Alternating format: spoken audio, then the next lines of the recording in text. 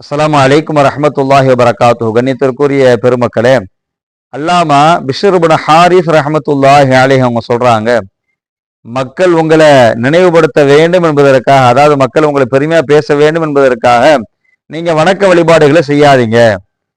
பாவத்தை எப்படி நீங்க மறைக்க ஆசைப்படுவீங்களோ, நம்முடைய பாவம் யாருக்கும் தெரிஞ்சிடக்கூடாது, தெரிஞ்சா நம்மளை என்ன நினைப்பாங்க, நம்மளை மதிக்க மாட்டாங்களே, நம்ம கிட்ட பேச மாட்டாங்களே என்று செய்கிற பாவத்தை எப்படி நீங்க மறைப்பீங்களோ, அதே போன்று அல்லாஹ்விற்காக செய்யப்படக்கூடிய அந்த வணக்க வழிபாடுகளை நீங்கள் மறைத்துக் கொள்ளுங்கள் அப்படிங்கிறாங்க அல்லாமா பிஷ்ர் இப்னு ஹாரிஸ் ரஹ்மத்துல்லாஹி அலைஹி அவங்க.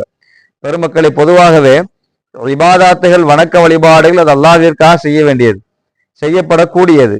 அதை நாம மறைச்சு அல்லாஹ்வுக்காக செய்யக்கூடிய அந்த நிலையில் அல்லாஹ் நம்மளை எப்படி ஆக்குவான் தெரியுமா? அல் குர்ஆன் அல்லாஹ் ரப்பல் ஆலமீன் சொல்றான், ஃபதுகுரூனி அதுகுருக்கும், நீங்கள் என்ன நினைவு கூர்ந்தால் நான் உங்களை நினைவு கூர்றேன். அப்ப நீங்க எனக்காக செய்யணும் இபாதாத்துகளை வணக்க வழிபாடுகளை.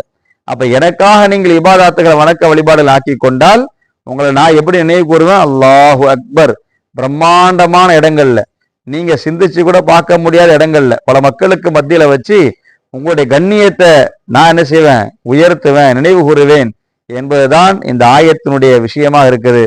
அதைத்தான் அல்லாஹ் சொல்றான். அதனால நாம செய்யக்கூடிய வணக்க வழிபாடுகளை முழுக்க அல்லாஹ்விற்காக ஆக்குவோம். நம்முடைய வணக்க வழிபாடுகளை பாதுகாத்துக் கொள்வோம். அல்லாஹ் கிருபை செய்வானாக.